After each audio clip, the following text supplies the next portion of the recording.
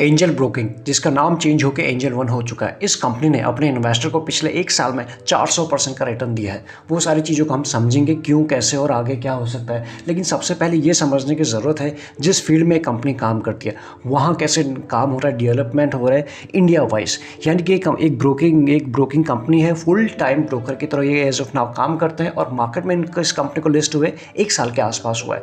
तो ऐसे में हमें समझना ये है कि ब्रोकिंग के फील्ड में इंडिया में या फिर डीमैट के फील्ड में इंडिया में कैसे काम हो रहा है। कुछ डेटा आपके सामने, आपको कुछ अंदाज़ा लग जाएगा। समझने की कोशिश करते हैं हम यहाँ से। सबसे पहले इस ग्राफ को आप देखिए, स्टडी ग्रोथ हो रही जो डीमैट अकाउंट में इंडिया में FY13 से लेकर FY22 का यानी 2022 तक का डेटा आपके सामने है और किस तरह से जो डीमैट अकाउंट इंडिया में बढ़ रहे हैं या फिर ग्रोथ किस तरह से वो आप देख सकते हो 17.5 CAGR के स्पीड से बढ़ रहे हैं। एंड यहाँ तक तो स्पीड आपको तब भी ठीक ठाक नज़र आ रही थी, लेकिन जहाँ जैसे 2020 आया और उसके बाद की ग्रोथ आप ये देख सकते हो पिछले 3 सालों में जो आपको सर्कल के फॉर्म में देखने को मिल रहा है, एक ह्यूमंगस आपको एक जंप, एक ग्रोथ आपको देखने को मिल रहा है डीमैट के सेक्टर में। इतना ही नहीं, अगर हम बाकी चीज़ों को देखने की कोशिश करें सेकंड ग्राफ में यहाँ पर राइजिंग पेनिट्रेशन की हम बात करें, अगर पेनिट्रेशन को हम वर्ड के यूज़ करें तो सबसे पहले हम यहाँ चलते हैं इस लाइन पर 65% जो इंडिया की पॉपुलेशन है अभी भी वो अर्बन एरियाज़, वो नॉन अर्बन एरियाज़ में रहती है। तो इनमें से अगर हम बात करें मैक्सिमम लोगों के पास अभी भी बहुत सारे लोग शेयर मार्केट से फैमिलियर नहीं है, जो फैमिलियर है वो डरते हैं, अलग अलग मिथ है, अलग अलग सच्चाई झूठ है, और बाकी बहुत ही रेयर लोगों के पास अभी भी डीमैट अकाउंट है। तो कुल मिला के ये है, ये पेनिट्रेशन किस तरह से हो रहा है अब यहाँ देखने की कोशिश करते हैं। FY13 की अगर हम बात करें, ओवरऑल इंडिया का डेटा है कि जो पेनिट्रेशन हो रहा है डीमैट अकाउंट का इन इंडिया में वो पहले ही था 13 में 1.7, अभी हो चुका है 6.4 के आसपास। तो आप समझ सकते हैं किस तरह से कंटिन्यूसली ये चीज़ें अप ट्रेंड में बनी हुई है, जो एक अच्छी बात होती है इस सेक्टर में काम करने वाले सभी प्लेयर की, स्पेशली अगर हम बात करें टॉप 5 या फिर टॉप 3 या फिर टॉप के ब्रोकर के लिए या फिर इस फील्ड से जो रिलेटेड कंपनीज़ हैं। नाउ आफ्टर ऑल दिस अगर हम बात करें, इसको कंपेयर करें कि कहाँ पर ह्यूज एंड ह्यूमंगस, जिसे हम बोल सकते हैं कि अपॉर्चुनिटी है, वे अंडर पेनिट्रेट हुए हैं हम अभी भी इस सेक्टर के अंदर। अगर हम इंडिया की बात करें, मार्च में इंडिया की कहाँ पहुँच चुके हैं अभी 6.4, ये है इंडिया की हालत। एंड अगर इसी को हम कंपेयर करें जो US 18 में था 32 के आसपास, अभी हम कहें 6.4 आफ्टर ऑल दिस ग्रोथ। तो अभी भी हमारे पास काफ़ी स्कोप है इस सेक्टर में। एंड अगर हम बात करें चाइना की बात करें, मार्च 20 में वो 14 के आसपास। तो अगर हम शेयर मार्केट की लैंग्वेज में बात करें, पहला अगर टारगेट जो आ रहा है, जो अभी हम 6.4 के आसपास है, 14 के आसपास आ जाएंगे। अगर ये चीज़ें इसी तरह से अकाउंट ओपन हो रहे हैं, जो हो ही रहे हैं पिछले 1-2 साल में, इतनी तेज़ी से अकाउंट ओपन हुए हैं इंडिया में, ऐसे में इन जैसी कंपनीज़ को बेनिफिट होता हुआ हमें डेफिनेटली नज़र आया है पास में। अभी हम रिजल्ट देखेंगे और आने वाले टाइम में और भी इसकी संभावना बहुत ज़्यादा है कि इसी तरह से स्पीड और भी बढ़ेगी, डीमैट अकाउंट ओपन खुलते रहेंगे और इन कंपनीज को बेनिफिट मिलेगा। नाउ लेट्स फोकस कि जो डीमैट अकाउंट खुले हैं या फिर खुल रहे हैं कहाँ सबसे ज़्यादा हो रहा है। जैसे कि हमारी इंडिया की पॉपुलेशन है सबसे बीच में, जो यूथ के पास है, तो ये जो है, ये जो कलर आपको ऑरेंज कलर दिख रहा है ये है अंडर 15। तो ये आप देख सकते हो किस तरह से है। एंड 15 से 64 के बीच में सबसे ज़्यादा तो डीमैट अकाउंट खुले हैं और बाकी 65+। तो ये एक बेसिक डेटा हमें ये समझा रहा है कि इंडिया में शेयर मार्केट के ऊपर लोगों का ध्यान क्या है, मतलब किस तरह से लोग, जिसका इंटरेस्ट होगा वो लोग डीमैट अकाउंट खुलाएंगे तो किस तरह से ग्रोथ हो रही है। ये खुलेंगे तो इन जैसे कंपनी BSE या फिर NSE या फिर CDSL या फिर हम बात करें ब्रोकर जो लिस्टेड हैं, कुछ टाइम में और भी ब्रोकर हो सकते हैं आपको लिस्ट होते हुए नजर आएंगे, इन कंपनीज को बेनिफिट मिलेगा। Now let's focus on angel broking का क्या हाल हो रहा है अभी इंडिया के। तो हमने हिस्ट्री देख ली कि इंडिया में क्या चल रहा है। अगर हम एंजल किस तरह से मार्केट शेयर गेन कर रहा है वो आप देख लीजिए। रैपिड ग्रोथ है एक्टिव क्लाइंट बेस में एंजल में, ये है FY20 का यानी Q4 2020 का, और उसके बाद से इनके जो क्लाइंट बेस है किस तरह से बढ़ रहे हैं वो आपकी चीज़ें यहाँ पे देख सकते हैं। Now let's focus on share of the active client की बात करें टोटल क्लाइंट बेस में। जो एक्टिव क्लाइंट थे इनके Q4 2020 में वो थे 31 के आसपास, और उसके बाद आप देख सकते हो ये, तो उसमें भी आपको जंप यहाँ पर क्लियरली देखने को मिल रही है। नाउ लेट्स अगर हम बात करें एक्सपेंडिंग मार्केट शेयर की बात करें, जो एंजल ब्रोकिंग का, ध्यान से समझिए, एंजल ब्रोकिंग का डीमैट अकाउंट के सेक्टर में, क्योंकि सिर्फ सारे अकाउंट तो पूरे इंडिया के जितने भी हैं ओपन है एंजल के साथ नहीं है, सभी के साथ बहुत सारे और भी ब्रोकर हैं, इनका मार्केट शेयर जो है वो जो पहले था 5.3 वो अभी हो चुका 10 के आसपास। तो कंटिन्यूसली किस तरह से बढ़ा है ये आपको ये डेटा बता रहा है। तो इससे आपको कुछ समझ में आ रहा है कि ये कंपनी किस तरह से आगे बढ़ रही है, किस तरह से लोग इनके साथ जुड़ रहे हैं। और बाकी कहाँ से जुड़ रहे हैं, अगर हम ये बात करें या फिर दूसरी लैंग्वेज में बात करें, इनका या फिर कंपनीज का फोकस कहाँ बना हुआ है, टायर 2 टायर 3 ये है। यहाँ आप देखिए किस तरह से चीज़ आपको इंप्रूव होते हुए नजर आ रही है सिर्फ 2020 में। ये देख लीजिए आप, और जो ब्लू कलर है वो आपको दिखा है टायर 3, इंडिया के टायर 3 सारी सिटीज़, और उसका टायर 2 मेजर फोकस यहाँ बना। बाकी टायर 1 में तो ज़्यादा कुछ है नहीं, लेकिन ये आप देख सकते हो कि कहाँ पर ग्रोथ है और किस रफ्तार से बढ़े हैं पिछले सिर्फ इस टाइम से लेकर इस के बीच में। तो चीज़ आपको ये बता रही है कि ये कंपनी भी ग्रो कर रही है। बाकी जो हमारी बात हुई थी कि इस लाइन में कि इस कंपनी के पास एज ऑफ नाउ इंडिया का डीमैट में से टोटल मार्केट शेयर इसके पास 10.3 के आसपास का इस कंपनी का मार्केट शेयर है। बाकी जो रिमेनिंग है वो सभी ब्रोकर के पास है। नाउ लेट्स फोकस, अगर बात करें इस कंपनी का ग्रॉस रेवेन्यू कैसे बढ़ रहे हैं वो भी आप देख लीजिए। बाकी हम धीरे धीरे करके आगे बढ़ते हैं, क्योंकि हमने डीमैट को समझा पहले, फिर उसका एंजल का मार्केट शेयर समझा, उसके बाद ये देखा कि ये कंपनी किस तरह से काम करी। नाउ लेट्स अगर हम बात करें ग्रॉस रेवेन्यूज़ का कैसा हो रहा है, ये आप भी देख लीजिए Q4 20 में और उसके Q4 22 में।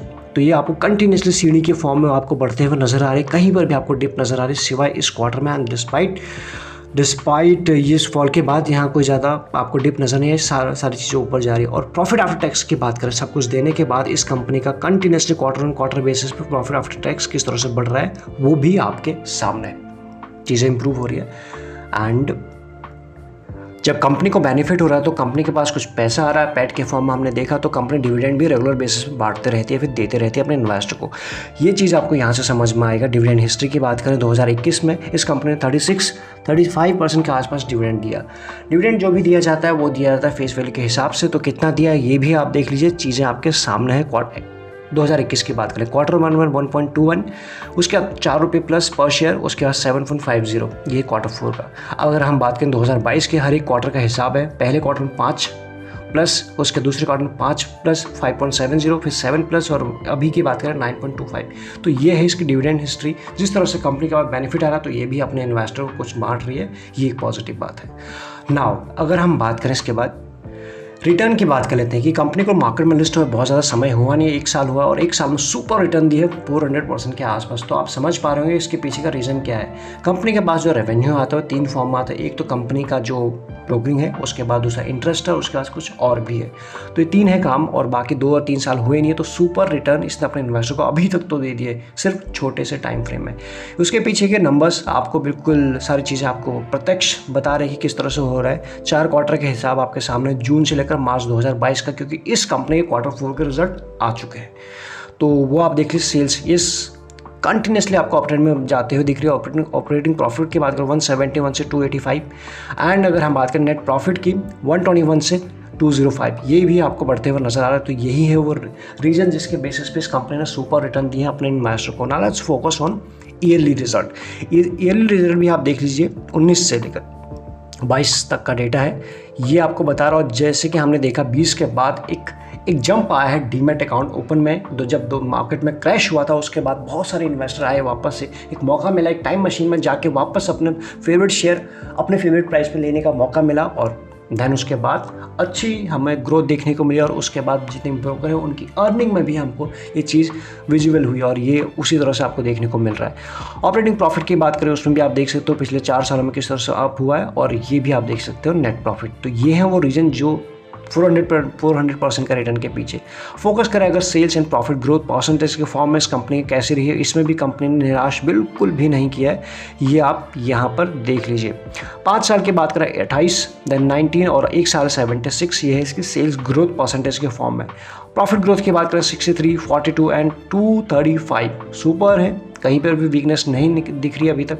ROE और ROC की बात करें तो यहाँ पर भी आपको कोई वीकनेस नहीं है, इनफैक्ट इंप्रूव हो रही है। ROE 20 था 5 साल पहले, 3 साल पहले 22 हुआ, और 1 साल में 35। Higher number is always better, तो ये आप देख सकते हो।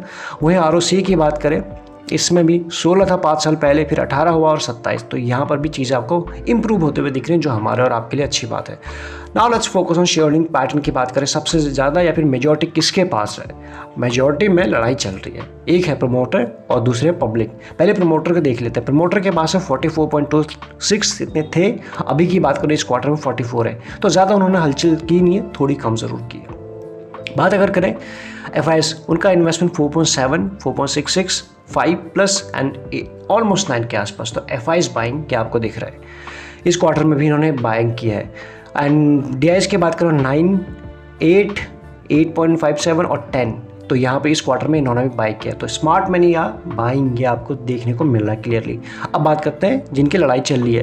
प्रमोटर के पास है 44 और पब्लिक भी बिल्कुल कोशिश कर रही, जिनके पहले उनके पास थे 41, फिर 43 और 42। जो रिसेंट में करेक्शन के बाद हो सकता है पब्लिक ने कुछ कम किया है, 36 के आसपास भी है। मौका मिला तो पब्लिक प्रमोटर से भी ऊपर चली जाएंगी। इस कंपनी में कुछ इस तरह से डेटा बता रहा है। तो कुल मिला के अभी बैलेंस है, काफ़ी अच्छा है। स्मार्ट मनी इज बाइंग, तो अभी सब ठीक ठाक है। वहीं अगर हम बात करें प्लेजिंग 0 है तो ये एक और अच्छी बात हो जाती है। Now let's focus on the mutual fund, क्योंकि FIs एंड DIs तो हमने देखा बाइंग कर रहे हैं, इन्वेस्टमेंट बना हुआ है। कुछ फंड भी है, निपॉन इंडिया है।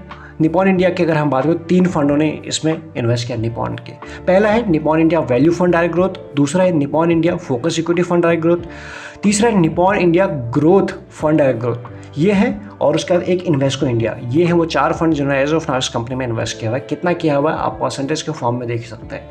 इस वीडियो में हम फर्दर आगे बढ़े। अगर आपके पास डीमैट अकाउंट नहीं है, आपको डिस्क्रिप्शन में लिंक मिलेंगे जिसके साथ भी आप कंफर्टेबल अकाउंट ओपन करा सकते हैं। अदरवाइज लगे यूजफुल तो आप ज्वाइन बटन भी कंसिडर कर सकते हैं फॉर एक्स्ट्रा लर्निंग के लिए। Now let's focus on the valuation part. ये रिटर्न देने के बाद क्या कहते हैं वैल्यूएशन। डिविडेंड की अगर हम बात करें, कंपनी डिविडेंड देती, जैसे कि हमने देखा रेगुलर बेसिस पे कंपनी डिविडेंड देती, जैसे जैसे अर्निंग बढ़ रही है कंपनी उसको भी बढ़ा रही है, ठीक है। ये आपको दिख रहा है 0.68।